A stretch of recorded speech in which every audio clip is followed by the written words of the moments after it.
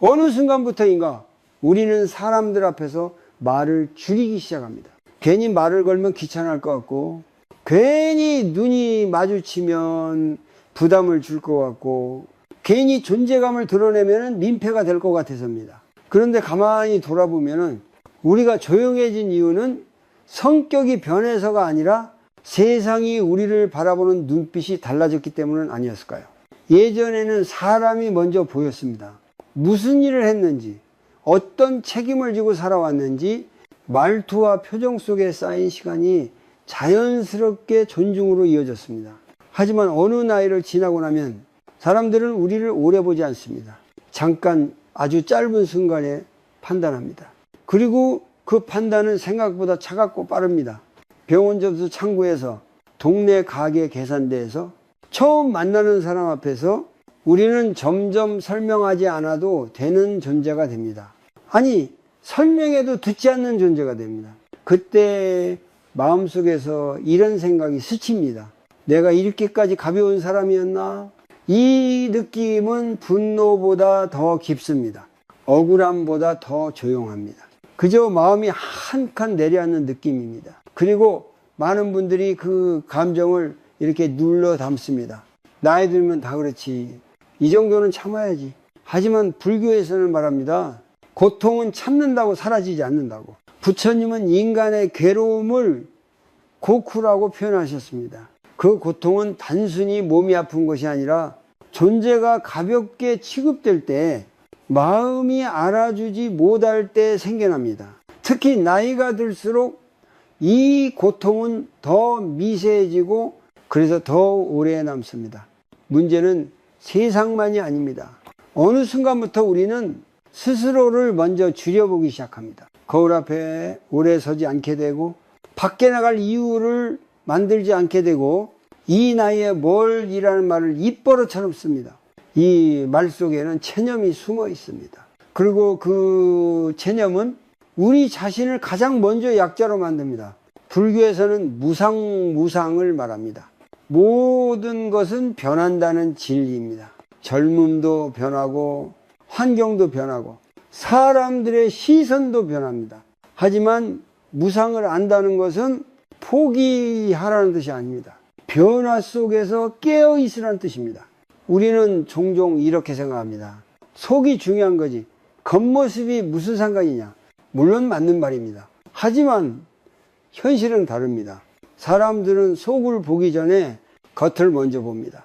이건 옳고 그름의 문제가 아니라 인간 심리의 작동 방식입니다.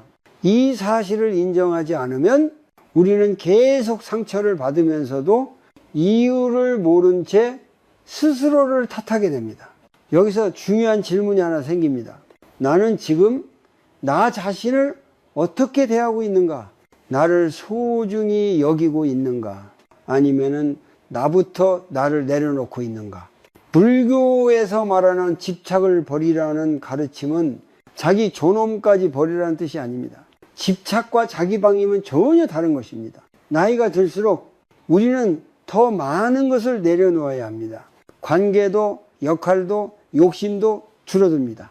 하지만 단 하나, 내가 사람답게 대우받아야 한다는 감각만큼은 내려놓지 말아야 합니다. 그 감각이 사라질 때 고통은 조용히 깊어집니다.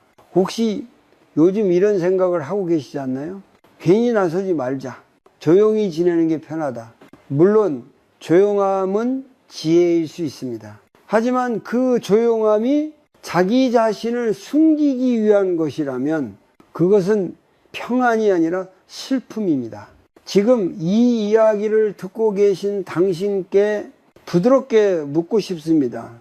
당신은 언제부터 사람들 앞에서 작아졌습니까? 그 이유가 정말 당신의 잘못이었을까요? 아니면 세상의 속도와 시선이 당신을 따라오지 못한 것일까요? 이 질문을 마음에 잠시만 담아두십시오. 이 서둘러 답을 내리지 않아도 됩니다. 오늘은 그저 알아차리는 것만으로 충분합니다. 알아차림, 그것이 불교에서 말하는 첫 번째 깨어남이기 때문입니다. 겉모습에 대해 이야기하면 많은 분들이 마음속으로 먼저 방어합니다. 나는 그런 거 집착하지 않아. 남들 시선 신경 쓰며 살 나이는 지났어. 이 말들 속에는 초연함도 있지만 사실은 상처받지 않기 위해 미리 마음을 닫아버리는 흔적도 숨어 있습니다. 불교는 겉모습을 부정하지 않습니다. 부처님은 결코 모양은 중요하지 않다고 단정하지 않으셨습니다. 다만 모양에 집착하지 말라고 하셨을 뿐입니다. 이 두 가지는 전혀 다른 이야기입니다. 집착이란 무엇일까요? 남보다 더 좋아 보이려는 마음, 비교하고 경쟁하며 자신의 가치를 외부 기준에 맡기는 상태입니다. 반면에 스스로를 돌보는 것은 집착이 아닙니다. 그것은 깨어 있음이며 자기 삶에 대한 책임입니다. 많은 어르신들이 이 둘을 혼동합니다. 그래서 이렇게 말합니다. 이 나이에 꾸미는 건 허영이야. 돈도 없는데 옷이 무슨 소용이야. 하지만 그 말 속에는 나는 이제 나를 돌보지 않아도 된다는 조용한 포기가 섞여 있습니다. 불교에서 말하는 고통의 뿌리 중 하나는 집착이지만 또 다른 중요한 원인은 무명, 즉 스스로를 제대로 보지 못하는 상태입니다. 내가 나를 하찮게 여기면서도 그 사실을 알아차리지 못하면 그 무명은 고통을 계속 키웁니다. 겉모습을 가꾸는 행위는 자신을 드러내기 위한 것이 아니라 자신을 지키기 위한 최소한의 울타리가 될 수 있습니다. 이 울타리가 없을 때 세상의 말과 태도는 우리 마음을 너무 쉽게 찌릅니다. 부처님은 수행자들에게도 몸가짐을 단정히 하라고 하셨습니다. 옷을 깨끗이 입고 자세를 바르게 하고 행동을 조심하라고 하셨습니다.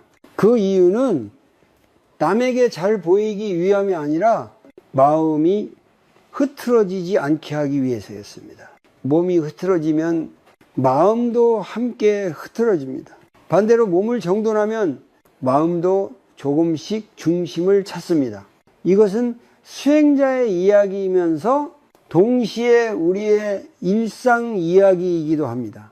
나이가 들수록 우리는 외부 자극에 더 민감해집니다. 작은 무시에도 오래 마음이 남고 한마디 말에 하루 기분이 가라앉습니다. 그래서 더더욱 마음을 지킬 장치가 필요해집니다.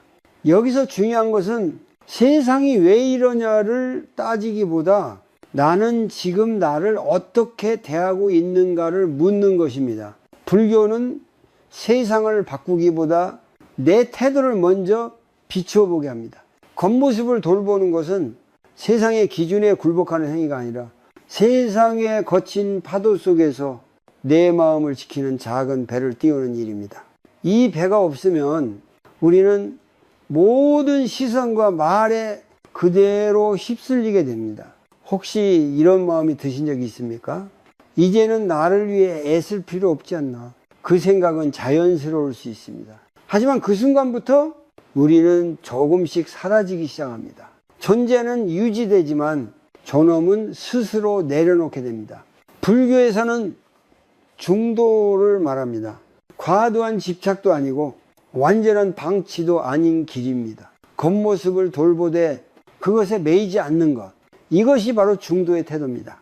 나를 단정히 대하는 것은 나는 아직 살아있다는 선언입니다. 나는 여전히 나를 존중한다는 표현입니다. 이 마음이 있을 때 사람들의 태도도 서서히 달라집니다. 무엇보다 내 마음이 먼저 무너지지 않습니다. 지금 이 이야기를 들으며 혹시 마음 한켠이 불편해졌다면 그것은 잘못이 아닙니다. 불편함은 깨어남의 신호이기 때문입니다. 오늘은 판단하지 말고 그저 알아차리기만 하십시오. 아, 내가 겉모습 이야기에 이렇게 예민했구나. 그 깨달음 하나면 충분합니다. 이제 다음 이야기에서 왜 나이가 들수록 사람들이 우리를 더 쉽게 약자로 보는지 그 구조를 함께 들여다보겠습니다. 사람이 약자로 보이는 순간은 생각보다 아주 짧습니다. 몇 마디 말을 나누기도 전에 몇 초 동안의 인상만으로 상대는 이미 판단을 끝내버립니다. 특히 나이가 들수록 이 판단은 더 빠르고 더 단순해집니다. 왜 그럴까요? 이유는 냉정하지만 구조적입니다. 젊을 때 사람들은 우리에 대해 많은 정보를 가집니다. 직업, 역할, 말투, 에너지, 움직임과 표정까지 그 자체가 설명이 됩니다. 하지만 60대를 넘어서면 이 정보들이 하나둘 사라집니다. 직장에서의 직함도 줄어들고 사회적 역할도 희미해지고 새로운 관계를 맺을 기회도 적어집니다. 그러다 보니 사람들은 우리를 판단할 때 아주 제한된 정보만을 사용하게 됩니다. 그중 가장 빠른 정보가 바로 겉으로 보이는 모습입니다. 이것은 도덕의 문제가 아닙니다. 인간의 뇌가 작동하는 방식입니다. 사람은 낯선 상대를 만났을 때 위험한지 부담스러운지 대화를 이어가도 되는지를 아주 빠르게 판단하려 합니다. 그때 가장 먼저 참고하는 것이 외모와 태도입니다. 나이가 든 사람에게 이 과정은 더 가혹하게 작동합니다. 왜냐하면 사회는 이미 노인을 약해질 가능성이 높은 존재로 분류해 두었기 때문입니다. 여기에 허술한 차림, 기운 없는 자세, 위축된 태도까지 더해지면 그 이미지는 순식간에 굳어집니다. 여기서 중요한 점이 하나 있습니다. 사람들이 우리를 약자로 보는 이유가 우리가 정말 약해서가 아니라는 사실입니다. 그들은 정보가 부족하기 때문에 가장 쉬운 기준으로 판단할 뿐입니다. 이 사실을 알지 못하면 우리는 모든 무시를 내 성격, 내 인생, 내 선택의 탓으로 돌리게 됩니다. 이 불교에서는 이것을 망상이라고 부릅니다. 사실과 다른 생각을 사실로 믿어버리는 상태입니다. 내가 못나서 그렇다. 내가 쓸모없어져서 그렇다. 이 생각들이 쌓이면 마음은 점점 움츠러듭니다. 그러나 냉정하게 보면 문제의 절반은 나에게 있지 않습니다. 사회 구조와 인간 심리가 이미 그렇게 작동하고 있을 뿐입니다. 이것을 이해하는 순간 우리는 불필요한 자책에서 한 발 물러설 수 있습니다. 그렇다고 해서 세상을 원망하자는 이야기는 아닙니다. 불교는 언제나 현실을 있는 그대로 보라고 말합니다. 있는 그대로 본다는 것은 분노하거나 체념하는 것이 아니라 현실에 맞게 지혜롭게 대응하는 것입니다. 나이가 들수록 우리는 더 이상 설명할 기회를 충분히 얻지 못합니다. 그래서 설명이 필요 없는 신호가 중요해집니다. 단정한 차림, 정돈된 자세, 차분한 표정은 나는 내 삶을 관리할 수 있는 사람입니다 라는 무언의 메시지가 됩니다. 이 메시지는 상대에게 안도감을 줍니다. 이분은 위험하지 않다. 이분은 무례하지 않다. 이분과 대화해도 괜찮다.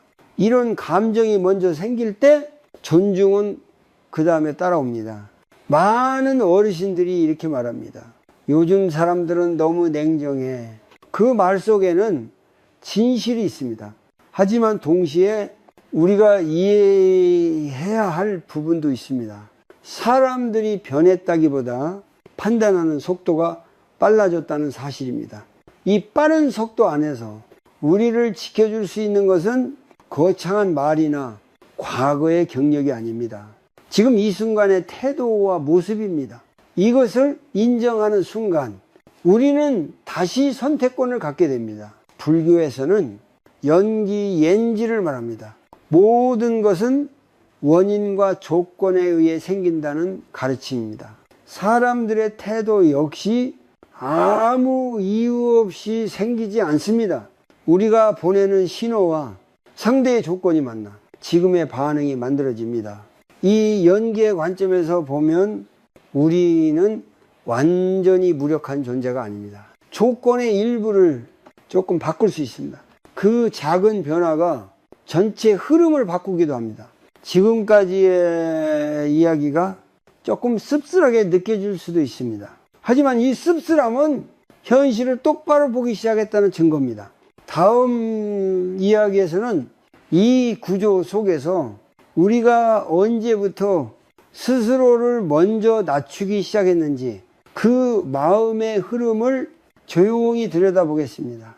어느 날부터 우리는 사람들의 시선보다 먼저 자기 자신을 피하기 시작합니다. 거울을 오래 보지 않게 되고 사진 찍히는 것도 자연스럽게 피하게 되고 외출 약속이 생기면 괜히 귀찮다는 이유를 붙입니다. 하지만 그 이유를 조금만 들여다보면 귀찮음보다는 마음속 위축이 먼저 자리하고 있음을 알게 됩니다. 많은 분들이 이렇게 말합니다.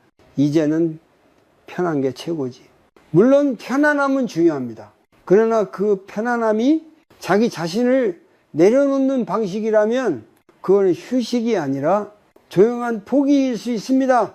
불교에서 말하는 고통은 크게 소리내어 울지 않습니다. 특히 중년 이후의 고통은 아주 조용히 일상 속에 스며듭니다. 입는 옷이 아무렇게나 바뀌고 몸을 씻고 정리하는 일이 점점 귀찮아질 때 마음도 함께 내려앉고 있는 경우가 많습니다. 처음에는 이유가 있습니다. 아이들 키우느라 바빴고 먹고 사느라 여유가 없었고 나를 돌볼 틈이 없었습니다.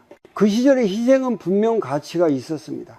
문제는 그 습관이 지금까지 계속 이어질 때입니다. 역할이 끝났는데도 자기 관리를 멈춘 채 살아가면 마음은 계속 나는 뒤로 물러나야 하는 사람이라고 스스로에게 말하게 됩니다. 이 말은 생각보다 강력합니다. 하루 이틀은 괜찮지만 몇 년이 지나면 존재감 자체가 흐려집니다. 불교에서는 이것을 자기 무시라고 부르지 않습니다. 대신 무명이라고 말합니다. 자기 상태를 제대로 보지 못하는 어둠입니다. 나는 쉬고 싶었을 뿐인데 어느새 나를 포기하고 있었다는 사실을 스스로 알아차리지 못하는 상태입니다. 특히 나이가 들수록 사람들은 이런 말을 자주 합니다.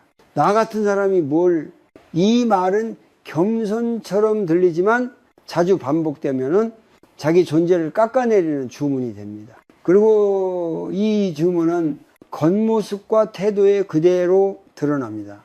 자세가 구부정해지고 시선이 아래로 향하고 말끝이 흐려집니다. 사람들은 그 변화를 말로 듣기 전에 몸에서 먼저 읽어냅니다. 그 순간 우리는 다시 약자의 위치로 밀려납니다. 이 과정에서 가장 마음 아픈 점은 누군가가 우리를 밀어내기 전에 우리가 먼저 스스로를 밀어낸다는 사실입니다. 이 나이에 뭘 더 바래? 조용히 지내는 게 낫지.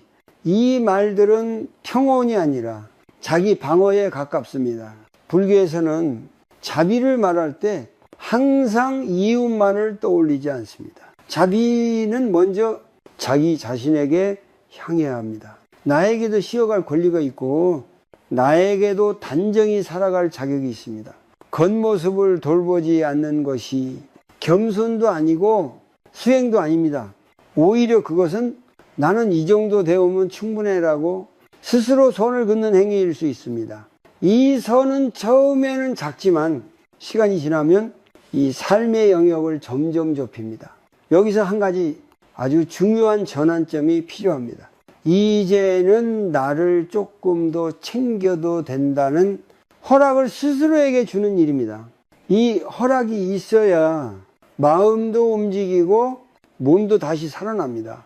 오늘 이 이야기를 들으며 혹시 마음이 무거워졌다면 그것은 당신이 잘못 살아왔기 때문이 아닙니다. 너무 오래 자기 자신을 뒤로 밀어왔기 때문입니다.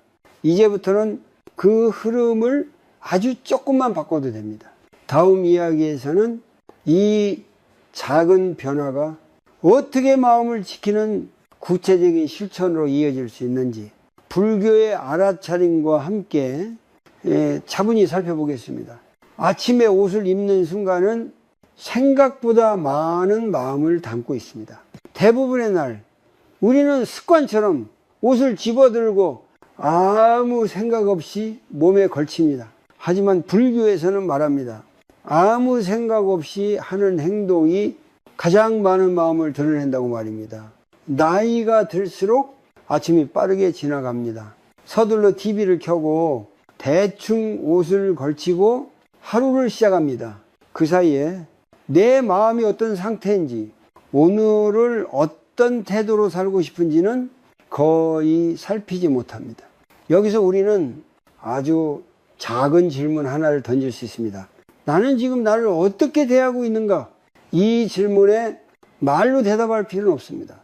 몸이 이미 대답하고 있기 때문입니다. 불교에서 말하는 정념예니, 즉 바른 알아차림은 특별한 명상 시간에만 필요한 것이 아닙니다. 옷을 입는 그 순간도 충분히 수행이 될 수 있습니다. 옷을 입는 태도가 곧 나를 대하는 태도이기 때문입니다. 단정하게 옷을 입는다는 것은 남에게 잘 보이기 위함이 아닙니다. 그것은 나는 오늘 하루를 함부로 흘려보내지 않겠다는 조용한 선언입니다. 이 선언은 아무도 보지 않아도 내 마음에는 분명히 남습니다. 불교에서는 몸과 마음이 하나라고 봅니다. 몸이 흐트러지면 마음도 함께 흐트러지고, 몸이 정돈되면 마음도 조금씩 중심을 찾습니다. 그래서 수행자들은 온매무새와 자세를 중요하게 여겼습니다. 중년 이후의 삶에서는 이 원리가 더 분명하게 드러납니다. 마음이 가라앉아 있을 때 아무렇게나 있고 아무렇게나 나가면 세상의 반응도 그 흐름을 따라옵니다. 그러면 마음은 더 움츠러듭니다. 하지만 반대로 아주 작은 정돈 하나만으로도 흐름은 달라질 수 있습니다. 셔츠 단추를 천천히 잠그고 주름을 한번 펴고 거울 앞에서 잠시 숨을 고르는 것, 이 짧은 순간이 하루의 중심을 만들어줍니다. 여기서 아주 간단한 실천을 하나 제안하고 싶습니다. 아침에 옷을 입기 전 딱 3번만 천천히 숨을 쉬어보십시오. 들이마실 때는 나는 오늘도 살아있다. 내쉴 때는 나는 나를 존중한다. 이렇게 마음속으로 말해보십시오. 이것은 긍정주문이 아닙니다. 자기 세뇌도 아닙니다. 그저 나를 하루의 중심으로 다시 세우는 알아차림의 연습입니다. 이 연습은 아무도 눈치채지 못하지만 당신의 태도는 분명 달라집니다. 옷을 고를 때도 마찬가지입니다. 비싼 옷일 필요는 없습니다. 유행을 따를 필요도 없습니다. 다만 한 가지, 이 옷을 입은 나는 나 자신을 존중하고 있는가를 스스로에게 물어보십시오. 그 질문에 조금이라도 고개가 끄덕여진다면 그 옷이면 충분합니다. 불교에서는 욕심을 줄이라고 말하지만 필요한 것을 끊으라고 하지는 않습니다. 단정함은 사치가 아니라 마음을 지키는 도구입니다. 특히 외부 자극에 쉽게 흔들리는 나이일수록 이 도구는 더 필요해집니다. 어떤 분들은 옷 하나 바꾼다고 뭐가 달라지겠어? 라고 말합니다. 맞는 말입니다. 옷 하나가 인생을 바꾸지는 않습니다. 하지만 옷을 대하는 태도는 하루의 마음을 바꿀 수 있습니다. 그리고 마음이 바뀌면 행동이 바뀌고, 행동이 바뀌면 사람들의 반응도 달라집니다. 이 변화는 아주 조용히 시작됩니다. 내가 나를 함부로 대하지 않게 되는 것, 그것만으로도 삶의 결이 달라집니다. 불교 수행은 거창한 깨달음보다 이런 작은 전환에서 시작되는 경우가 많습니다. 오늘은 옷을 입는 순간을 그냥 지나치지 말고 잠시 머물러 보십시오. 그 잠깐의 머짓이 당신을 하루 종일 지켜줄지도 모릅니다. 다음 이야기에서는 이 작은 실천이 어떻게 외부의 시선 속에서 우리 마음을 보호하는 힘이 되는지 조금 더 현실적인 이야기를 이어가 보겠습니다. 우리는 종종 오해합니다. 단정하게 옷을 입는 것은 칭찬을 받기 위해서라고 인정을 구하기 위한 행동이라고 말입니다. 하지만 나이가 들수록 그 목적은 전혀 다른 곳에 있습니다. 그것은 보여주기 위함이 아니라 스스로를 무너지지 않게 지탱하기 위함입니다. 사람은 누구나 보이지 않는 선을 가지고 살아갑니다. 이 선은 말로 설명되지 않지만 타인과 나 사이의 거리를 정해줍니다. 그리고 이 선은 나이가 들수록 점점 약해지기 쉽습니다. 젊을 때는 직업이 그 선이 되어 주었고 역할이 그 선을 대신해 주었습니다. 하지만은 은퇴 후 그 모든 것이 사라지면 우리를 지켜주던 경계도 함께 흐려집니다. 그때 필요한 것이 새로운 방식의 경계입니다. 단정한 옷차림은 그 경계를 조용히 만들어줍니다. 이 사람은 자기 삶을 포기하지 않았다. 이 사람은 함부로 대해도 되는 존재가 아니다. 이 메시지는 말하지 않아도 전달됩니다. 그래서 옷은 권위가 아니라 방패가 됩니다. 특히 병원, 은행, 관공서처럼 관계가 짧고 형식적인 공간에서 이 방패는 더 분명히 작동합니다. 그곳에서는 사람의 내면을 알아볼 시간도 그럴 의지도 많지 않습니다. 그저 눈앞에 보이는 정보로 태도를 정합니다. 이때 단정한 외모는 불필요한 오해를 줄여줍니다. 설명을 덜하게 만들고 목소리를 높이지 않게 해줍니다. 그리고 무엇보다 내 마음이 먼저 흔들리지 않게 합니다. 불교에서는 마음을 지키는 것을 아주 중요하게 여깁니다. 외부 자극이 사라져서가 아니라 자극이 와도 마음이 무너지지 않도록 하는 것이 수행의 핵심이기 때문입니다. 옷차림도 마찬가지입니다. 누군가는 말합니다. 왜 그렇게까지 신경 써야 하느냐고. 하지만 그 질문을 조금 바꿔보면 이렇습니다. 왜 나는 아무 준비 없이 세상의 거친 태도에 내 마음을 그대로 내놓고 있었을까? 이 단정함은 세상을 바꾸려는 시도가 아닙니다. 세상이 나를 함부로 대하지 못하게 선 하나를 긋는 일입니다. 이 선이 있을 때 우리는 불필요한 상처를 많이 줄일 수 있습니다. 여기서 중요한 점은 과하게 꾸미지 않는 것입니다. 화려함은 필요 없습니다. 오히려 과하면 또 다른 오해를 부를 수 있습니다. 불교의 중도처럼 지나치지도 모자라지도 않은 균형이 중요합니다. 옷이 몸에 맞고 색이 안정적이며 깨끗하게 관리되어 있다면 그것으로 충분합니다. 이 단순함 속에서 마음은 오히려 편안해집니다. 나는 이 정도면 괜찮다는 확신이 생기기 때문입니다. 이 확신은 사람들 앞에서 말투와 태도에도 영향을 줍니다. 조금 더 천천히 말하게 되고 눈을 피하지 않게 되고 괜히 움츠러들지 않게 됩니다. 이 변화는 아주 미세하지만 상대는 분명히 느낍니다. 불교에서는 외부의 존중보다 내부의 중심을 더 중요하게 봅니다. 하지만 아이러니하게도 내부의 중심이 서 있을 때 외부의 존중도 자연스럽게 따라옵니다. 옷차림은 그 중심을 지켜주는 하나의 도구일 뿐입니다. 만약 지금까지 이 나이에 무슨 이라는 말로 스스로를 막아왔다면 오늘부터는 이렇게 바꿔보십시오. 이 나이라서 더 필요하다. 존중받을 최소한의 장치는 젊은 사람보다 오히려 지금 더 중요합니다. 이것은 자존심의 문제가 아닙니다. 존엄의 문제입니다. 그리고 존엄은 누군가가 주는 것이 아니라 내가 먼저 지키는 것입니다. 다음 이야기에서는 이 태도가 어떻게 자기 자신을 향한 진짜 자비로 이어지는지, 왜 나이가 들수록 나 자신에게 더 따뜻해야 하는지에 대해 조용히 이어가 보겠습니다. 우리는 자비라고 하면 대개 남을 먼저 떠올립니다. 힘든 이웃, 아픈 사람, 도움이 필요한 누군가를 생각합니다. 하지만 불교에서 말하는 자비는 언제나 한 방향만을 향하지 않습니다. 자비는 먼저 자기 자신에게 향해야 합니다. 나이가 들수록 자기 자신에게 인색해지는 사람들이 많습니다. 젊을 때는 참고 견디는 것이 미덕이었고 가족을 위해 자신을 뒤로 미루는 것이 당연한 삶의 방식이었습니다. 그 습관은 오랜 시간 몸에 배어 이제는 의식하지 않아도 자연스럽게 반복됩니다.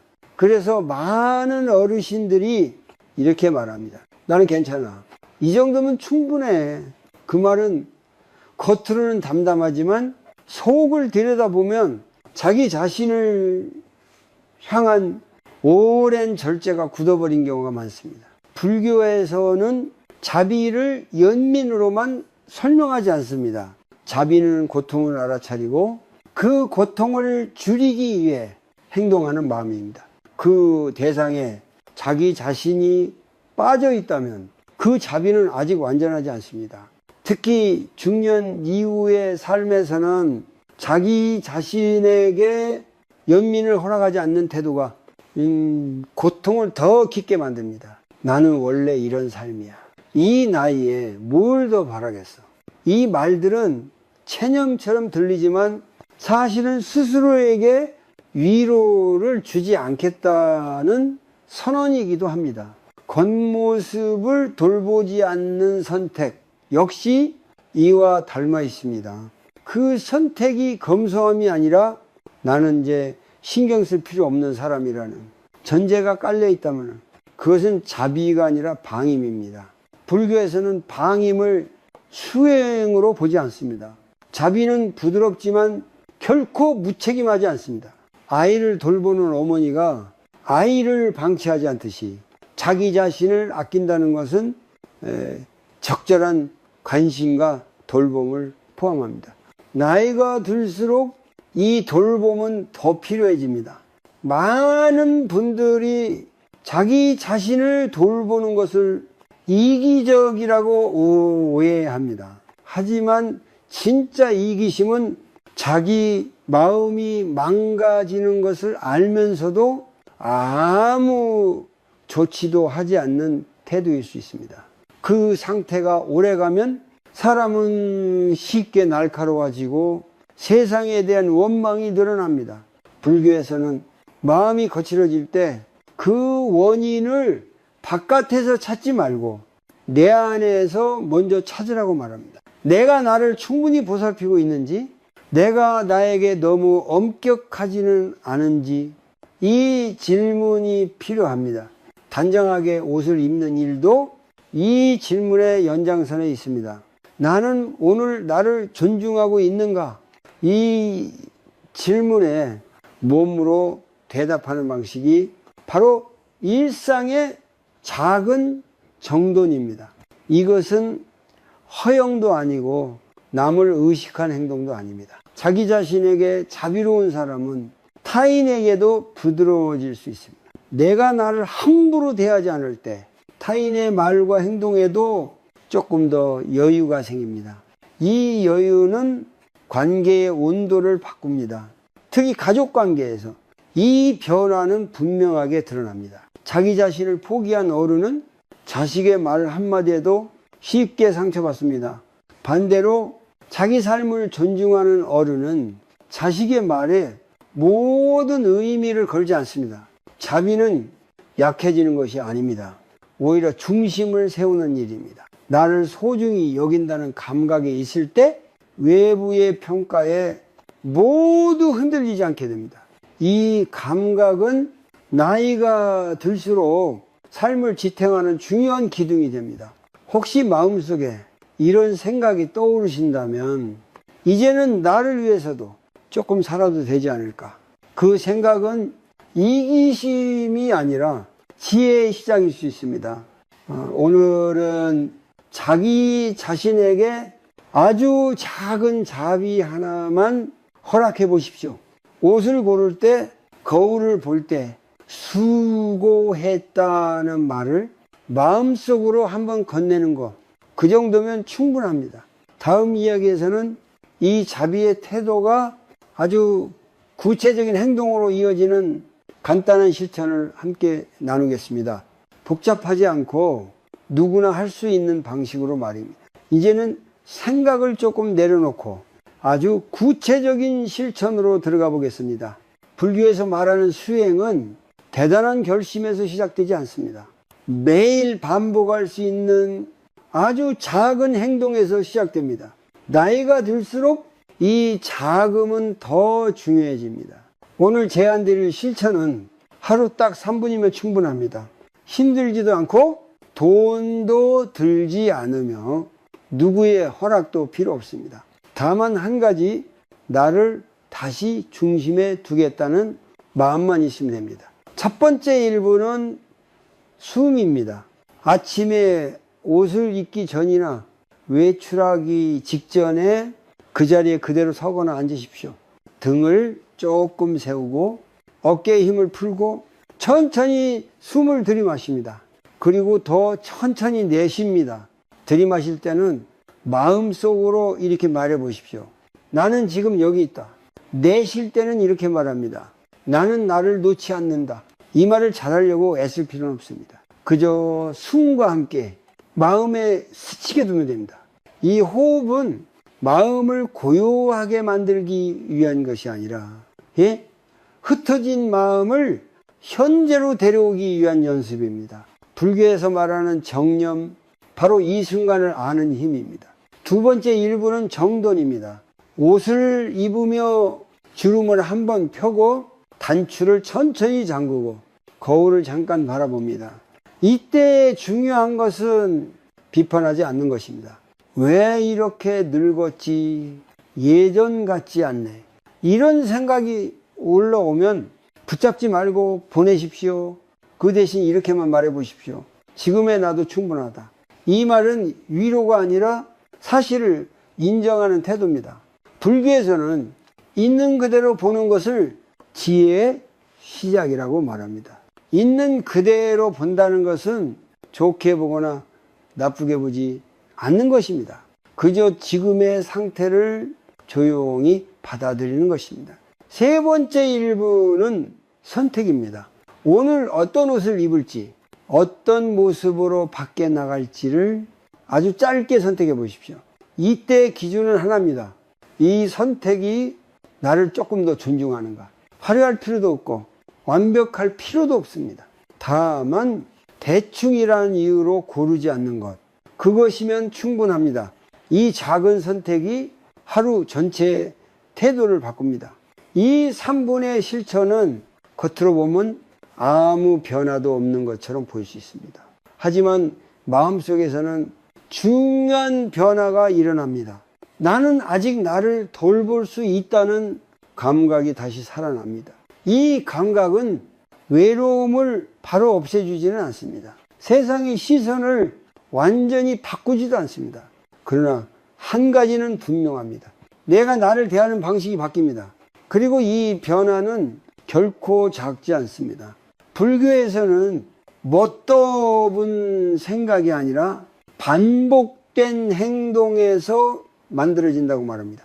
이 3분이 매일 쌓이면 마음의 방향이 달라집니다. 무력함에서 주의로, 체념에서 선택으로 조금씩 이동합니다. 혹시 하루를 놓쳤다고 해서 자책하지 마십시오. 수행은 완벽함을 요구하지 않습니다. 다시 돌아오는 힘을 중요하게 여깁니다. 하루 빠졌다면 그 다음날 다시 하면 됩니다. 그것으로 충분합니다. 이 실천의 목적은 멋있어지는 것이 아닙니다. 젊어 보이려는 것도 아닙니다. 그저 하루를 시작할 때 나는 사라지지 않았다는 확인을 스스로에게 해주는 것입니다. 이 확인이 쌓이면 밖에 나가는 발걸음이 달라지고 사람을 대하는 눈빛이 달라지고 말을 건넬 때의 호흡이 달라집니다. 사람들은 이 변화를 의식하지 못한 채 느낍니다. 다음 이야기에서는 이 작은 변화가 사람들의 태도와 관계 속에서 어떻게 되돌아오는지, 왜 세상은 내 태도를 거울처럼 비추는지에 대해 조용히 이어가 보겠습니다.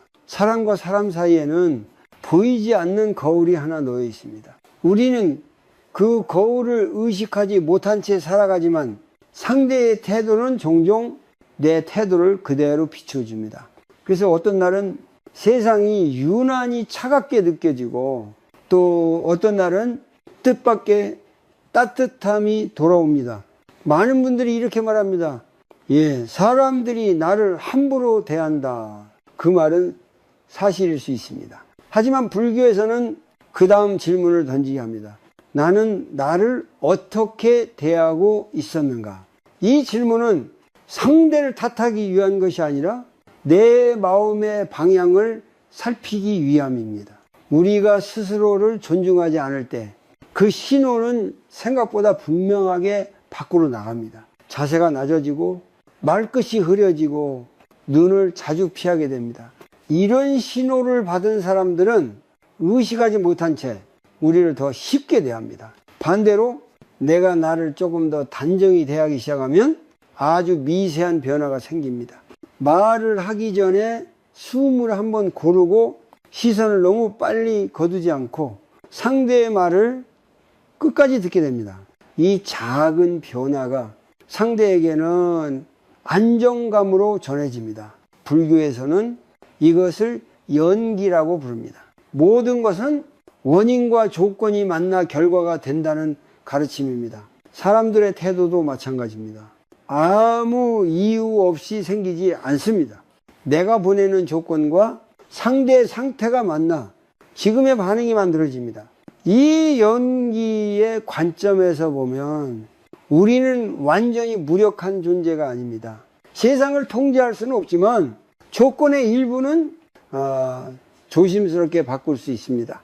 그중 가장 현실적인 조건이 바로 나의 태도와 모습입니다. 어떤 분들은 그래도 세상은 변하지 않는다고 말합니다. 맞습니다. 세상은 쉽게 변하지 않습니다. 하지만 세상이 나를 대하는 방식은 조금 달라질 수 있습니다. 그리고 그 변화는 대개 아주 조용히 시작됩니다. 예전에는 편의점에서 말 한마디 건네기 어려웠던 사람이 어느 날부터 자연스럽게 인사를 받게 됩니다. 병원에서 설명을 대충 듣던 사람이 조금 더 천천히, 조금 더 자세한 안내를 받게 됩니다. 이 변화는 기적이 아닙니다.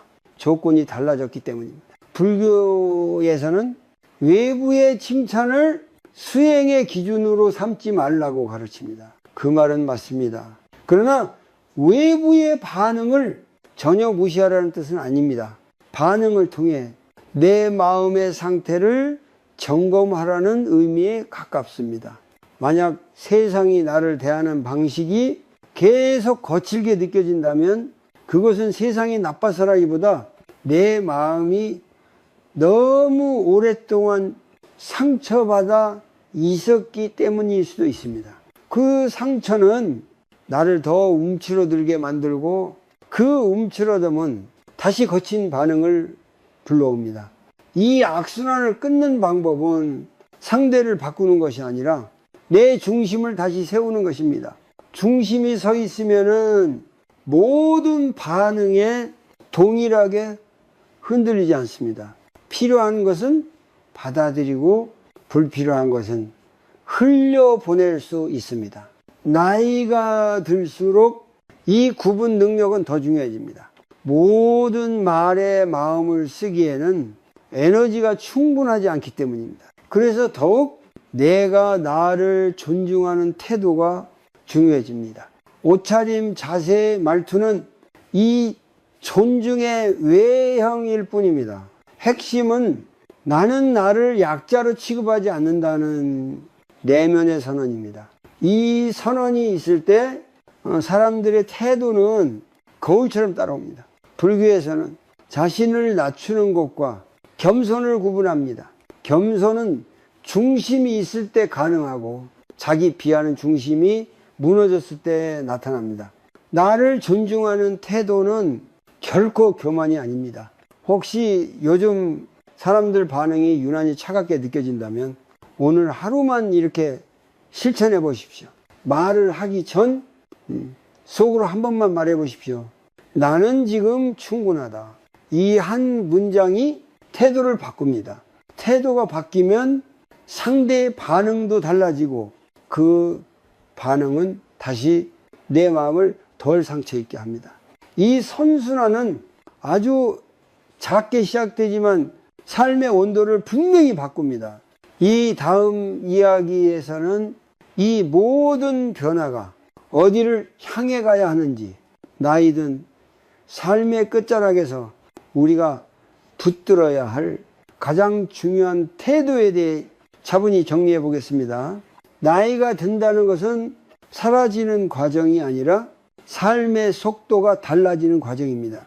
하지만 우리는 종종 이 변화를 퇴장처럼 받아들입니다. 조용히 물러나야 하고 눈에 띄지 않아야 하고 부담이 되지 않아야 한다고 스스로에게 요구합니다. 이 불교에서는 이런 태도를 지혜라고 부르지 않습니다. 그것은 체념에 가깝습니다. 지혜란 현실을 외면하지 않되 그 안에서 자기 자리를 분명히 아는 것입니다. 노년의 삶은 젊을 때와 같은 방식으로 빛나지 않아도 됩니다. 하지만 그렇다고 해서 흐릿해져야 할 이유도 없습니다. 빛의 종류가 달라질 뿐 빛 자체가 사라지는 것은 아닙니다. 부처님은 삶의 마지막까지도 깨어있으라고 하셨습니다. 깨어있음이란 무언가를 더 얻으려는 것이 아니라 지금 이 삶을 분명히 살아내는 태도입니다. 옷을 입는 일, 몸을 정돈하는 일, 사람 앞에 서는 방식까지도 그 깨어있음의 일부입니다. 우리는 언젠가 모든 것을 내려놓아야 합니다. 몸도 관계도 역할도 차례로 놓아야 합니다. 하지만 그 과정이 자기 자신을 지우는 방식일 필요는 없습니다. 불교에서 말하는 놓음은 존엄을 버리는 것이 아니라 집착을 내려놓는 것입니다.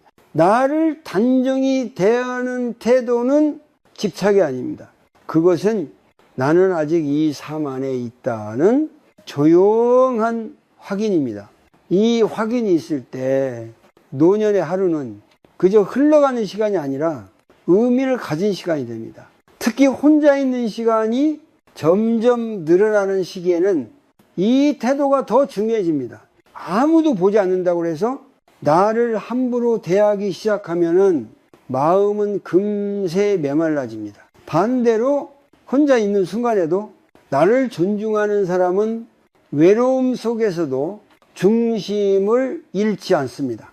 불교에서는 외로움을 없애려 하지 말라고 말합니다. 외로움은 나이 들수록 자연스러운 감정이기 때문입니다. 대신 외로움에 자기 비하를 덧붙이지 말라고 합니다. 혼자라서 쓸모없다는 생각은 외로움이 아니라 고통을 만드는 생각입니다. 나를 단정히 대하는 일은 외로움을 부정하는 것이 아닙니다. 외로움 속에서도 나를 놓지 않겠다는 선택입니다. 이 선택은 아무도 몰라도 됩니다. 내가 알고 있으면 충분합니다. 삶의 끝자락으로 갈수록 우리가 붙들어야 할 것은 대단한 성취가 아닙니다. 하루를 어떻게 대했는가? 나 자신을 어떻게 대했는가? 이 질문에 부끄럽지 않게 답할 수 있는 태도입니다. 옷차림은 그 태도의 한 표현일 뿐입니다. 핵심은 나는 나를 포기하지 않는다는 마음입니다. 이 마음이 있을 때 나이는 쇠퇴가 아니라 깊어짐이 됩니다. 혹시 지금 이제 와서 뭘 바꾸겠나라는 생각이 든다면 그 생각을 조용히 내려놓아 보십시오. 불교에서 말하는 변화는 언제나 지금 여기에서 시작됩니다.